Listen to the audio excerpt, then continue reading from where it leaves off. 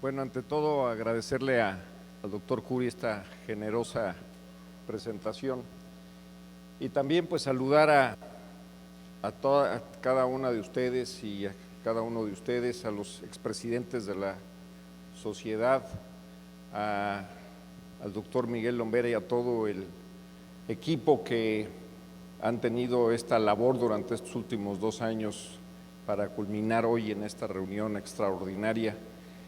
Y tengo que agradecerle desde aquí también al doctor José Narro Robles, que recordarán ustedes en la administración como presidente de la doctora Silvia Roldán, se estableció esta conferencia titulada José Narro Robles, justamente en reconocimiento a lo que significa para nosotros quienes hemos tenido el privilegio de trabajar y de tener sus enseñanzas y su gran ejemplo en honestidad, en disciplina, en visión de lo que es un servidor público.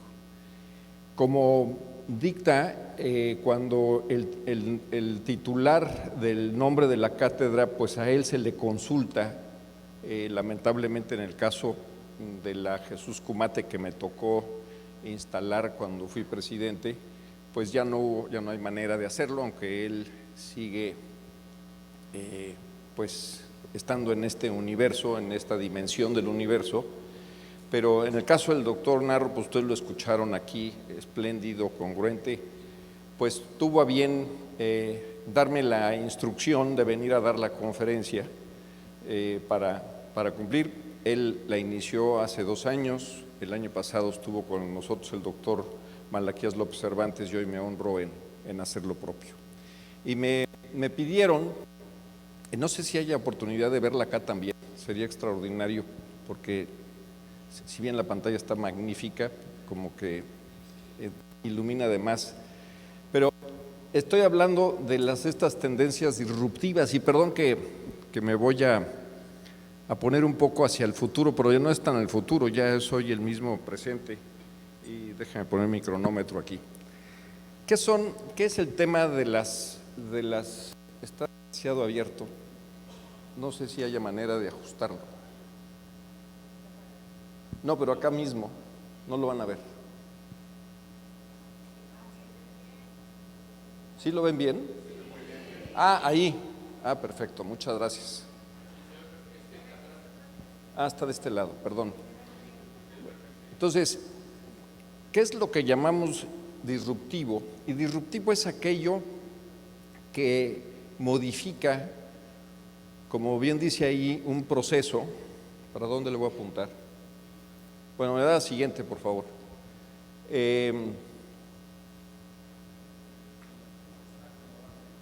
Ahí está. Es aquello que llega y genera una ruptura de lo que es un proceso, un servicio o un fenómeno y lo sustituye. O sea, llega para cambiar las cosas. Eso es lo que se denomina disruptivo. Y les quiero platicar de algunas tendencias en la perspectiva muy personal están sucediendo y que invito a que ustedes lo vayan reflexionando. La siguiente, por favor. Entonces estas son para que tengan una idea de las disrupciones que nos han dado en el mundo. Ahí las pueden ver, todas han cambiado nuestra vida y además tienen un efecto dominó. Lo que produce esa disrupción es que tiene consecuencias adicionales. La siguiente, por favor. El primero que les quiero platicar es que estamos en un proceso disruptivo que es el fenómeno poblacional.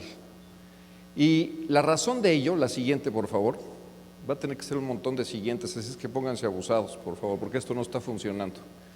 Es esto del tema de la comunicación. La comunicación en general la asumimos que va a llegar de manera homogénea a todos nosotros. Incluso aquí la manera de decir y de comprender varía dependiendo de nuestro antecedente, nuestro contexto, nuestra experiencia y nuestro conocimiento. La siguiente, por favor. Y hoy en día convivimos 5 generaciones. La siguiente. Y es la primera, que se denomina la generación silenciosa, en la cual nacieron, que tienen ahorita en 71 y 89 años, esa población tuvo un total de 15.5 millones, Seguimos los baby boomers, que estamos entre los 52 y los 70, le sigue la generación X entre 56 y 51 años, la siguiente por favor, le siguen los millennials con 53 millones entre 16 y 35 y por último la generación Z, que también, que es la última, que es la que actualmente ha nacido en los últimos años. La generación Z. Ahora sí. Muchas gracias. Sí, porque esto está más fácil. Bueno, entonces, la primera es esta generación silenciosa, la denominé yo la generación atrapada entre las dos guerras, vivió con mucha carestía, por lo tanto era disciplinada y dedicada a trabajar y nunca contempló que llegara a la jubilación. Su esperanza de vida ahí la pueden ver. Y algo muy interesante es que ellos tenían como fuente de información la radio y el periódico, y fueron los primeros cuando tuvieron capacidad de comprar una televisión. Prácticamente podemos hablar de nuestros padres, a los baby boomers, estos son los generadores de los baby boomers. Después viene la segunda, que es la generación del auge y el desarrollo mundial, es todo lo que viene después de la Segunda Guerra Mundial. Por lo tanto, se les denomina optimistas, trabajadores, o sea, es en el que todo era maravilloso porque venía todo este desarrollo, la esperanza de vida iba aumentando, se generó una mayor estabilidad de empleo. Aquí sí ya empezamos a pensar en la jubilación, tal vez no al principio, pero sí posteriormente, y se incorpora la mujer al mercado laboral. Aquí sí ya el uso fue masivo en radio, en el periódico y televisión en particular, y fuimos los primeros en utilizar una computadora personal. La siguiente generación, que es la generación X, ¿por qué se le puso X? Porque significaba la generación cero, ese es lo que algunos de los que han escrito alrededor de esto, y ya fue una generación, o es una generación ya mucho más individualista, y entró en la carrera del consumismo. Su esperanza de vida aumentó y es bien interesante, es una generación que ya no es tan estable en un solo empleo, sino que va buscando distintos empleos acorde a sus intereses. Viene toda esta es la generación de lo que se llama el do it yourself, ¿no? Ese hágalo usted mismo, en el que se viene esta modalidad de que usted compre todo desarmado, llármelo, es el que le encanta poder reparar y se siente orgullo de hacer todo eso. Y curiosamente son mucho más críticos, es la época del rock and roll y de toda esta proceso o de la asimilación de estos nuevas ideas e ideologías que fomentan la libertad y la individualidad. Y aquí sí ya se utiliza totalmente la computadora y ya son los primeros en tener un uso mucho más habitual del celular y del internet. ¿Qué significa esta generación X? Es donde se da uno de los cambios más significativos. Consumista, aparece por primera vez en población joven el estrés, el fenómeno de estrés, es lo que se llama el burnout, que se da en el quehacer cotidiano de esta generación, y hay un cambio de estilo radical. Incluso se estima que hoy las personas en sus 30s y 40s tienen un peor estado de salud que aquellas en esa edad con una generación previa. O sea, fue un cambio que modificó y que por lo tanto son riesgos, y vayan acumulando todo esto que les estoy comentando para poder entender la importancia de a quién le vamos a dirigir los contenidos de comunicación. Viene entonces una generación extraordinaria. ¿Y por qué es extraordinaria? Porque es la generación que se denomina, y la más famosa tal vez, y que genera todos estos estudios antropológicos, que se denomina la generación de las crisis económicas. Han pasado 3 crisis económicas en esta generación, la del 81, la del 85 y la del 94. Nacen en lo que se denomina la era del mundo 24/7. Pueden tener comunicación en cualquier hora del día. No existe un concepto de lunes a viernes natural, sino que hay una mayor capacidad de estar conectados, incluso se denomina hiperconectados, pero a su vez con un fenómeno de aislamiento. Están conectados con el mundo, pero no con las personas. Obviamente su esperanza de vida incrementa y se enfrentan a dos cosas: un mundo hipercompetitivo, pero a su vez, ante la abundancia de formación, viene lo que se denomina la precarización del empleo. Y tenemos hoy los salarios que no son acorde a grados de licenciatura o de posgrado. Y son los que nacen y se denominan nativos digitales porque viven con el internet, con los videojuegos y las redes sociales. Incluso está ya caracterizado antropológicamente que no pueden ni piensan que el mundo cambiaría si no tienen un dispositivo en sus manos. Es decir, entonces tenemos al típico personaje con múltiples dispositivos. ¿Cuántos de ustedes traen 2 celulares? ¿Cuántos de ustedes además están en el celular y traen otro aditamento por allí? Traen un gadget aquí en la muñeca, en su casa tienen un montón. Es decir, hay estos procesos de estar con múltiples dispositivos, llega mucha información todo el tiempo, incluso más allá de la que podemos digerir. Y también viene este fenómeno y se estima que es uno de los fenómenos que generan más angustia hoy en día, que es la nomofobia, es decir, no mobile phone fobia. No me puedo percibir si no tengo un celular cerca de mí. Se le acabe la pila, se me olvidó en la casa, es decir, me siento que estoy sin mi trapito de seguridad. Y esto es muy importante porque es todo un fenómeno social de angustia ante la relevancia de sentirse que no tiene manera de comunicarse. No le importa comunicarse con un ser humano en persona, es todo lo que significa no tener acceso a ese mundo que está allá afuera. Entonces, ante todo esto, en la actualidad, como aquí se coloca en la lámina, el profesional de la salud está enfrentándose a entender los esquemas diferenciados que se dan en comunicación, que incluso podemos decir que hasta tienen que ser personalizados, con 3 elementos. 1, las líneas de comunicación digitales. 2, el alcance masivo que todavía se mantiene por esta descripción que les hice de las generaciones, de todavía utilizar la radio y la televisión, y el tradicional vía el papel, como son el periódico, las revistas, los panfletos y los famosos pósters que nos encantan en el Sistema Nacional de Salud de tener. Esos pósters sirven para una generación, pero no le sirven a otra generación que están conviviendo, pero la asumimos que le sirven a todas las generaciones. Entonces es un cambio radical y profundo y por eso le llamo el cambio poblacional disruptivo, en el que nos hace pensar en procesos distintos para la comunicación, contenidos distintos para la comunicación y qué pretendemos, y si lo que digo yo como un baby boomer me va a entender un millennial. Entonces, les voy a repasar algunos datos muy interesantes de cómo se está comportando algunos elementos. El periódico, ahí lo pueden ver, ya no es leído por las nuevas generaciones. Es más de nuestra generación el leer el periódico. Vamos al tema de la escucha de la radio, mucho más homogénea, pero tendiente hacia mayor edad. Los jóvenes no están escuchando tantas horas de radio.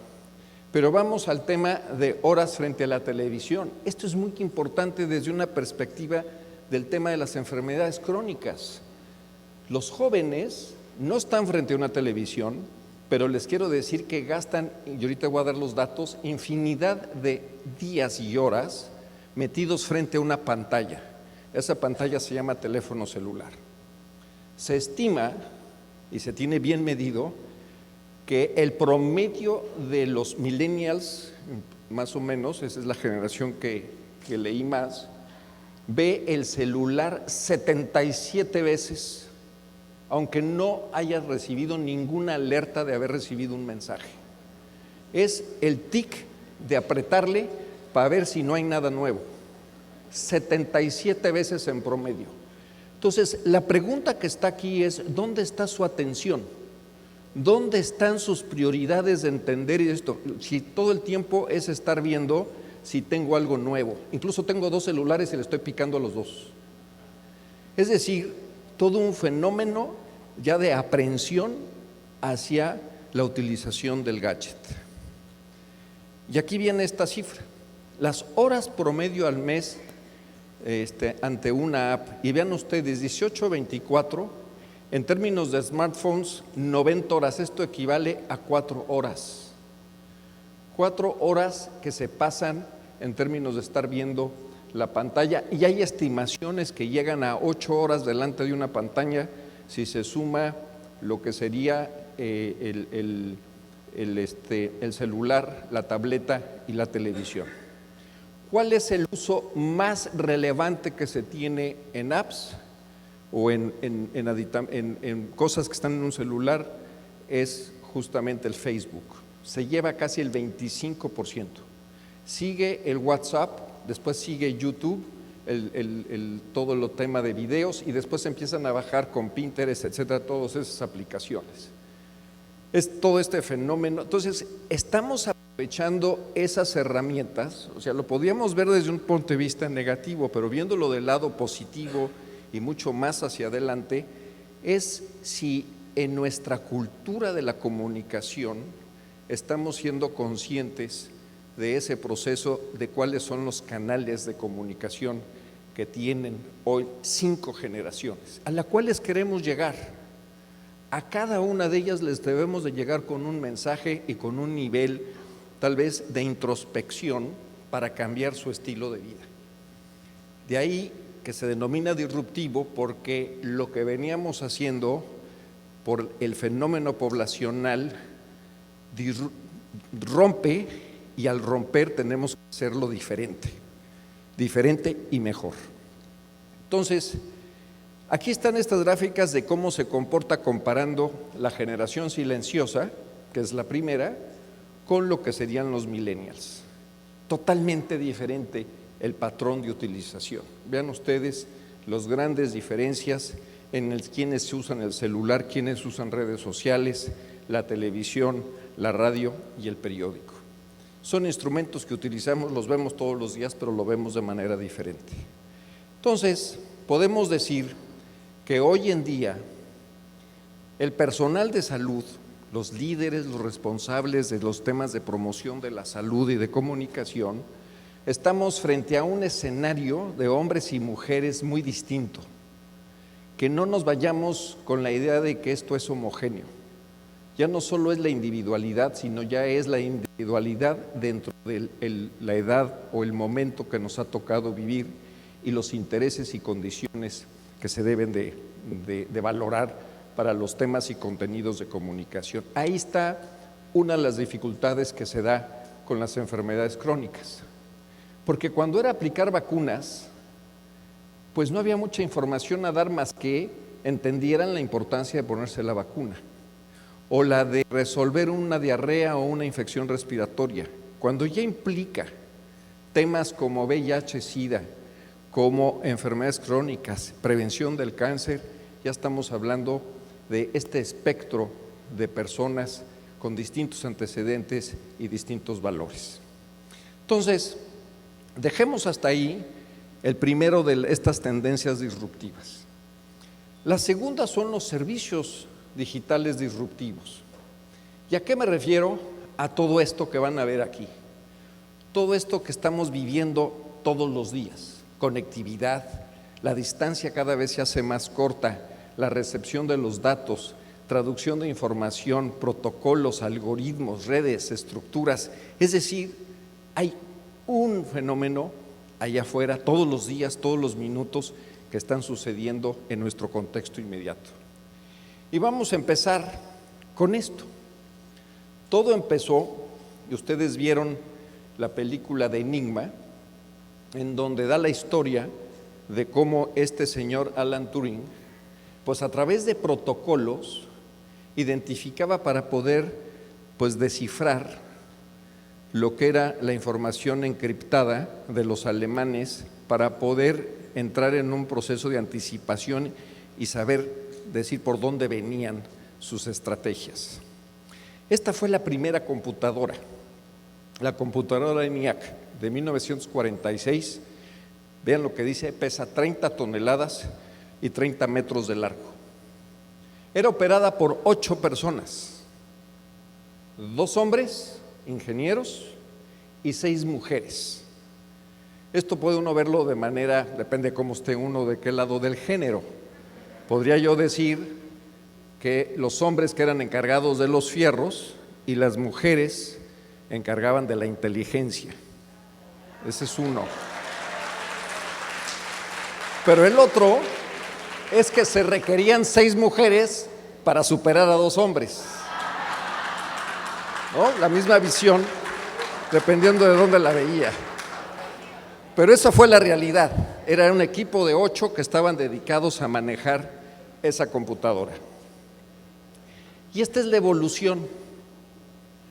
Muchos de ustedes ya no vieron la primerita, pero nos ha tocado ver esta evolución en la forma, en cómo trabajan, en cómo tocamos las pantallas, etcétera. Pero todo cambió a partir de esto. Esa tarjeta, que por aquí veo colegas que nos tocó utilizar, pero esa tarjeta que ustedes ven ahí está en un teléfono celular y solo multipliquen las veces. 5 megabytes es equivalente a casi una canción hoy en Spotify. Casi, es incluso menos que una canción. Multiplíquenlo. 64 megabytes equivale a miles de canciones y todo está en un celular. Entonces, capacidad de almacenamiento, capacidad de procesamiento, eso es lo que ha generado. Imagínense estar en una maquinota de este tamaño y hoy poder tener eso y miles de veces más en una concentración. Pues le tenemos que sacar provecho. Y vean ustedes la historia del celular. Mis colegas de la fundación tuvimos el privilegio de conocer al inventor del celular, a Martin Cooper. Extraordinario tipo, extraordinario, maravilloso. Tuvimos oportunidad de interactuar con él por 3 días. Y yo le decía, oye Martin, qué maravilla que tú inventaste el celular. ¿Lo patentaste? ¿Qué hiciste? Me dice, mira, sí, fue maravilloso crear el celular, pero lamentablemente tenía un salario que me pagaba Motorola y por lo tanto fue una patente de Motorola. Y Motorola, que tuvo su boom, pues licenció a todos los que le pedían y después se convirtió en su competencia y prácticamente tuvo que modificar su negocio. El primer celular se establece como tal en 1973, pero se comercializa hasta 1983 y ustedes dirían, ¿por qué tardó tanto? Porque una cosa es tener el celular y otra cosa es hacer las células para que funcione ese celular. Y se llevó 10 años tener la primera infraestructura que hoy se nos hace tan fácil de ver torres por todos lados. Llevó 10 años tener las primeras redes de celulares para que sirviese poder vender un celular. Pero esos celulares eran para recibir o hacer llamadas, nada más. Incluso pues eran unos tabicones, ¿no? Pues estamos regresando a ellos, por cierto. Después vinieron estos celulares que ya utilizábamos para los SMS. Empezó el texto, maravilloso, y estábamos fascinados de que ya podíamos mandarnos SMS. Y después vino todo este fenómeno de ir evolucionando a tener voz, texto, y el 70% del uso de un celular hoy es datos. Y es ahí en donde ya podemos hablar de que podemos utilizar estos instrumentos en esta disrupción de la era digital. Si ya tenemos en un celular o en una tablet la capacidad que antes ni soñamos tener, ¿cómo lo vamos a colocar? Entonces, viene esto, que hoy podemos obtener información de procesos, de servicios, de productos y de cosas o de lo que se les ocurra en cualquier momento.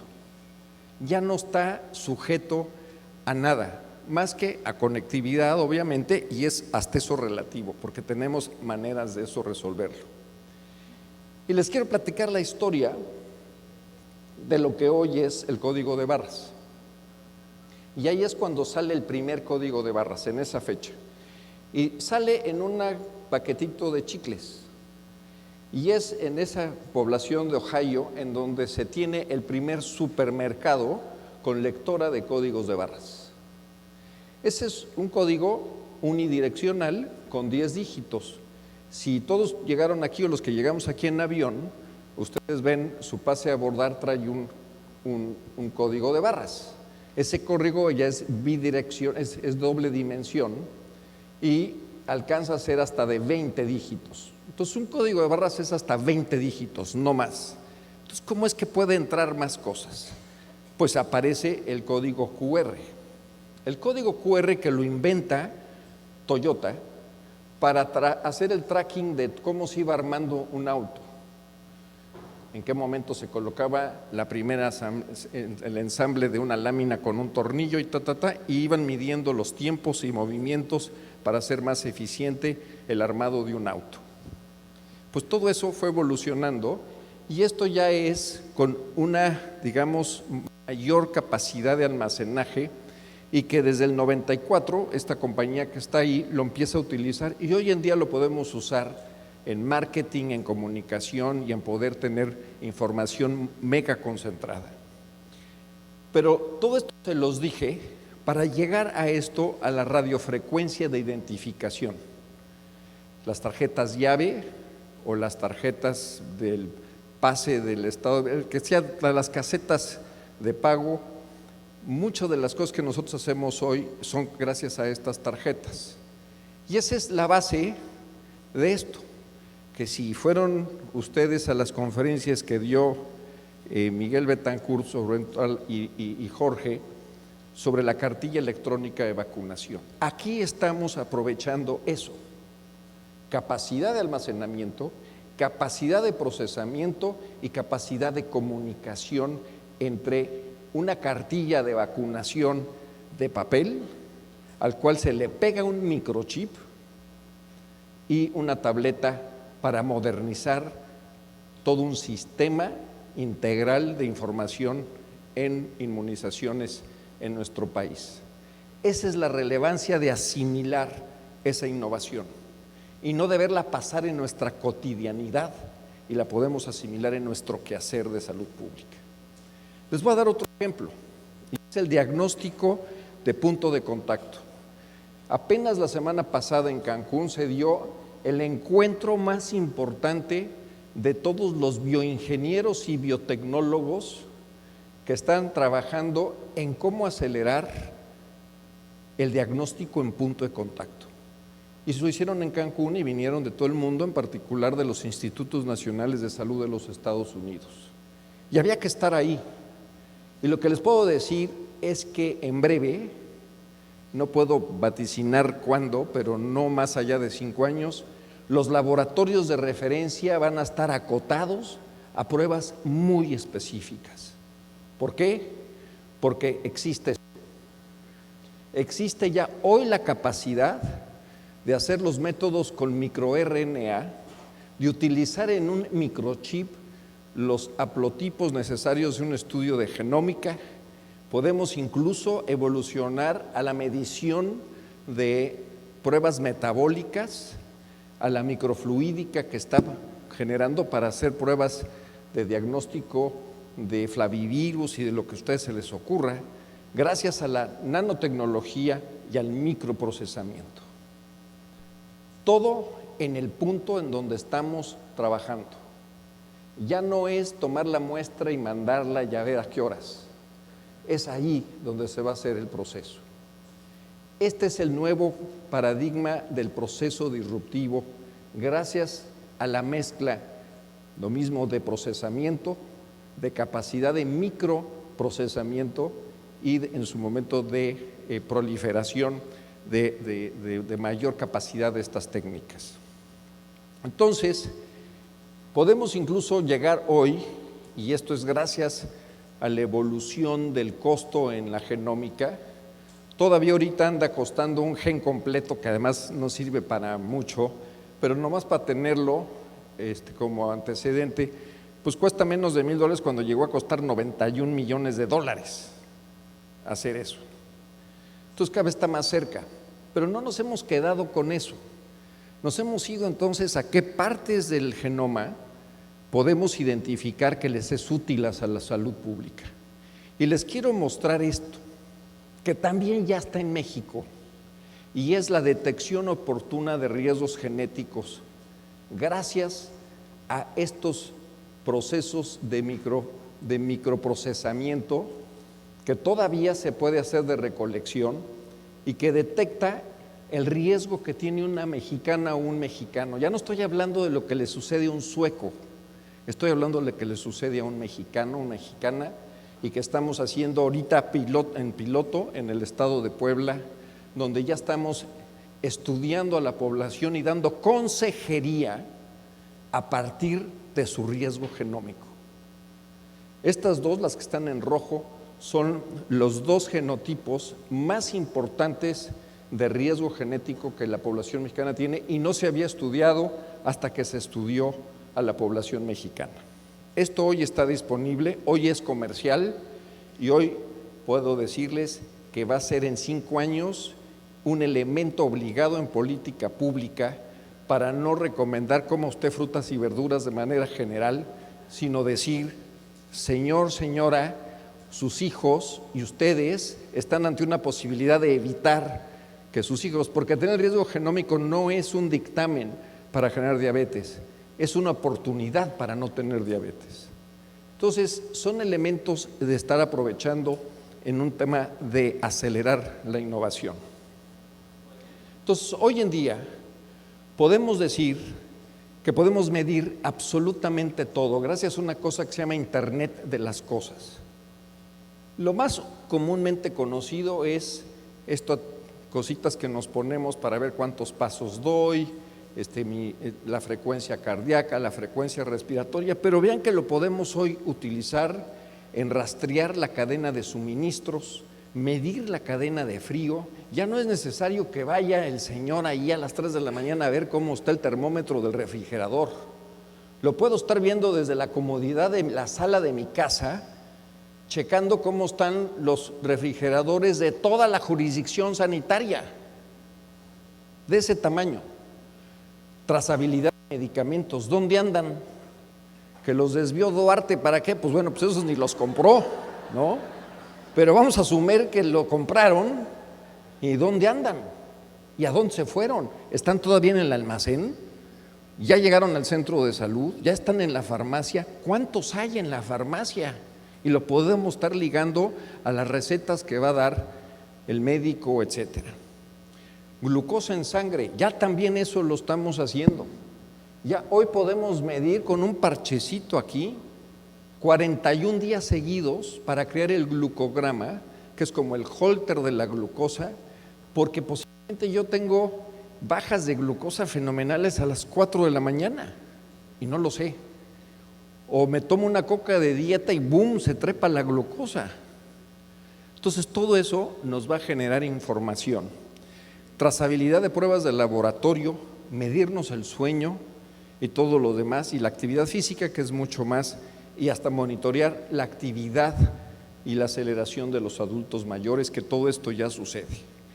Entonces, como pueden ver, hoy estamos teniendo este mundo de información que nos está generando y que se dice que nos llevaría, imagínense, nos llevaría 29 horas al día leer todo lo que nos llega, asimilar todo, es decir, no nos alcanza la vida para poder asimilar toda la información. En síntesis, podemos decir hoy que podemos medir cualquier cosa, en cualquier momento, en el lugar que nos plazca y en el contexto que sea más conveniente. Por lo tanto, estamos regresando, evolucionando a la relevancia de entonces todo esto, ¿cómo lo hacemos práctico? Y viene esta propuesta que hemos trabajado mis compañeros y muchos socios desde la Fundación en el concepto de unidad de salud 2.0, que también ya la estamos estructurando y gracias al apoyo en particular que el doctor Curi y su equipo estamos ya a punto de lanzar. Esta unidad 2.0, ¿qué significa? Que desde el momento en que que la persona entre, que pueden ser ustedes mismos, a la unidad de salud, entre en contacto con un ecosistema automatizado. ¿Qué significa? Que desde entrada me digan, Roberto Tapia, bienvenido a tu centro de salud en esto. Hoy ya les pasa a muchos, si ya compraron en algunas tiendas o si ya fueron a comprar algún libro o alguna cosa, ya les llega información que les están alertando de que ya deben de ir a comprar. Bueno, tenemos que cambiar esa visión. La unidad 2.0 es eso, todo está conectado, desde la entrada, la recepción, las citas previas, el poder interactuar si la persona está embarazada en la zona de control del embarazo, el que si es un diabético poder pasar a su control de diabetes o una detección oportuna vía la medición integrada de detección oportuna en MIDO, sus vacunas, es decir, todo está en un proceso con el solo hecho de tener la información necesaria de la persona y su teléfono celular. Los permite conectarlo de manera inmediata. Pero no nomás es en la unidad, sino es que se suba a los niveles administrativos correspondientes para poder monitorear desempeño, poder hacer el monitoreo de lo que es el abasto de medicamentos, pruebas de laboratorio. Esto es factible, esto no es ciencia ficción, esto es lo que me gustaría dejarles. Esto es lo que debemos de estar pugnando que suceda. Cuando vemos el mundo evolucionar, y se los comparto de manera muy personal, soy un hombre privilegiado por muchas cosas que Dios me ha bendecido, pero entre las cosas que tengo mayor privilegio es ver cómo está creciendo y evolucionando el mundo en todo esto. Y cada vez que reflexiono, digo, nos estamos quedando atrás. No es de que exista todo esto de que si el dinero o no dinero. Cuando tenemos recortes presupuestales, cuando vemos un país que se tiene que ajustar en su tasa de intereses porque ya llegó un señor del otro lado que habló mal de nosotros, etcétera, lo relevante es que nos aleja de la posibilidad de tener esto que el mundo está generando, que los seres humanos estamos generando. Esto no lo generan computadoras. Lo bello de todo esto es que lo siguen generando seres humanos, jóvenes en particular, físicos, ingenieros, matemáticos, químicos, médicos, enfermeras, todos lo están generando.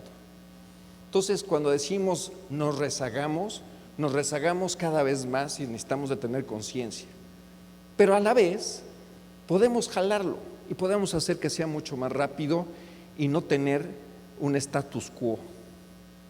Si mi jefe no se mueve, yo no me muevo. Si mi jefe no me sonríe, yo tampoco. O sea, uno se tiene que mover. Y cuando les decía el otro día, eso es lo que me fascina siempre de Bustamante, que el Señor hizo cosas a pesar de las circunstancias. Y eso es lo que tenemos que hacer. A pesar de las circunstancias, tenemos que hacer que tengamos, no digo que esta es una idea, sino que evolucionemos hacia tal. Entonces, en todo este tema, pues podemos automatizar el seguimiento de las crónicas, el de la mujer embarazada, el de la aplicación de vacunas, el monitoreo, como ya dije, de medicamentos y pruebas de laboratorio. Entonces, ¿a qué nos vamos moviendo? A la inteligencia artificial. Y no es que nos vayan a quitar la inteligencia, al contrario, van a potenciar nuestra inteligencia. ¿Y qué es eso? En el que vamos a tener dispositivos para jalar la información, vamos a entrar a los procesos de Big Data o de macroprocesamientos de bases de datos, que eso ya lo pueden ver si se meten al Observatorio Mexicano de Enfermedades Crónicas, el OMENT, Ese ya es ejemplo de Big Data para el tema de enfermedades crónicas.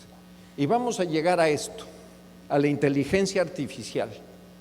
Todo esto lo inventó un señor que en su momento lo hizo para ganarle, jugando damas chinas, a una computadora. Y se dio cuenta que después de más de 200 horas de estar metiendo información sistemática, la computadora le ganó. Si todo esto ahora lo vemos en el que se cargue de datos, le metemos la información, la computadora nos va a ayudar a tomar decisiones. Y eso hoy ya es realidad y se llama Watson. Watson es el nuevo procesamiento de inteligencia artificial aplicada en salud generada por IBM. Y les puedo decir que estamos inmersos en Watson. Hoy se están capturando en Watson información de mexicanos y mexicanas y que vamos a generar una fracción de Watson aplicable a cómo hacemos nosotros salud pública en México.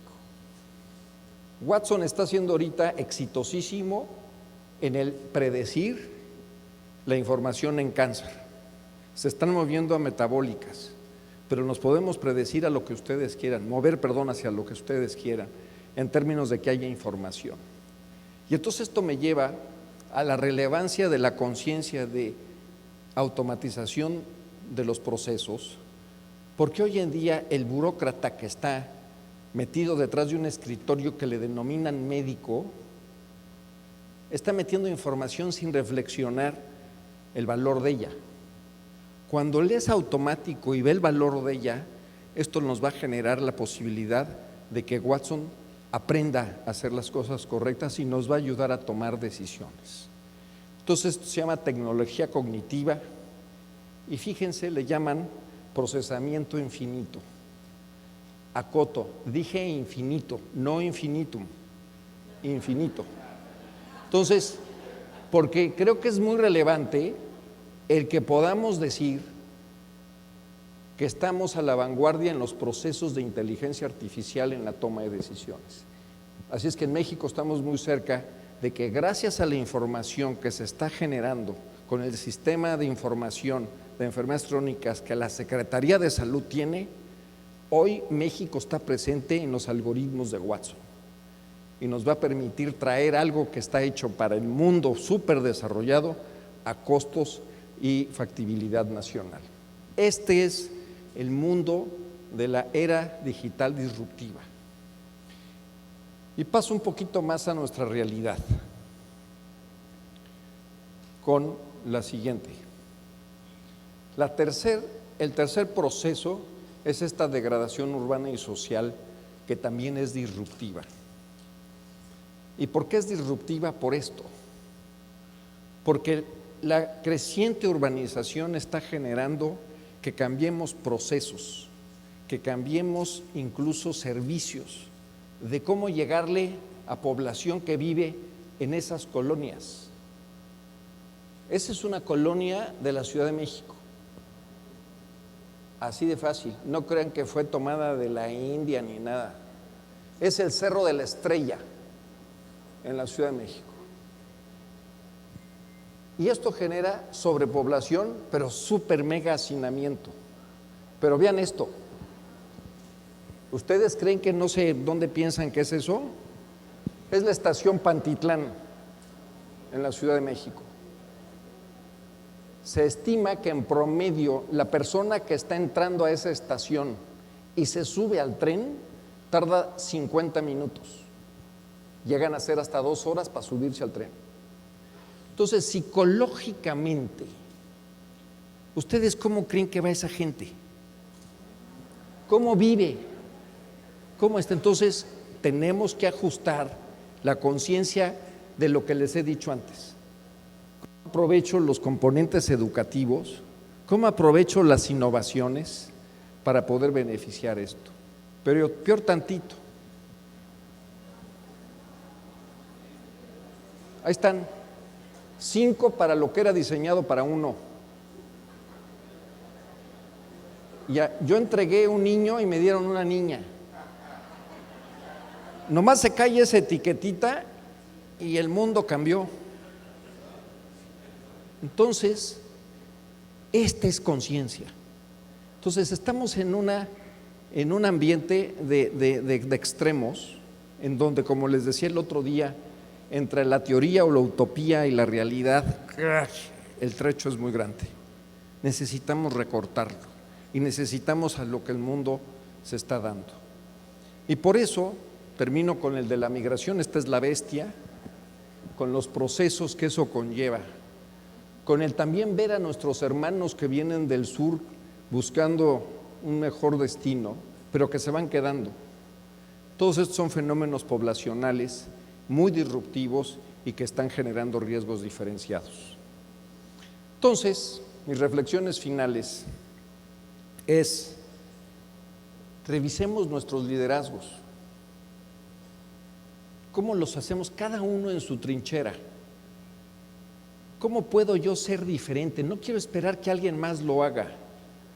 Esto lo hacemos porque lo movemos, porque lo buscamos. Si caemos en la mediocridad es porque yo decido ser mediocre, no porque los demás me hacen mediocre. Está en nosotros ser líderes de nuestro propio proceso y liderazgo. 2, impulsemos una salud pública, justo esto, que asimile las innovaciones tecnológicas y digitales, pero con una visión muy clara, que incida en las personas con calidad de servicios. No que quede en un discurso, no que quede en un planteamiento hipotético, sino que podamos ver que una tecnología le está llegando a hombres, mujeres y niños. Eso es clave para mantener liderazgos, para poder estar al día y para poder generar bienestar. Y el otro es forjar una salud pública humanista. No nos hagamos robots, no veamos con indiferencia lo que sucede. Ese humanismo se centre en el valor de cada persona, que se le haga un proceso, que seamos empáticos con sus circunstancias sociales, quienes estamos en esa cotidianidad y quienes tienen ese privilegio de estar en contacto todos los días. Que esa mujer, esa niña de 14 años que llega embarazada, no la juzguemos, sino que más bien cómo le damos esperanza e ilusión de ser una buena madre y de hacer sus sueños realidad. O el que llega a un centro de salud infectado por VIH, no lo juzguemos o no la juzguemos. Por eso es que debemos de ser incluyentes ante las diferencias. Y te quiero terminar con esta frase de Ban Ki-moon, que dice así: la verdadera seguridad está en el bienestar de las personas, en una economía sólida, con educación de calidad y una salud pública fuerte, y sobre todo, como dice al final, con el respeto por nuestra humanidad. Les agradezco muchísimo su atención, muy amable.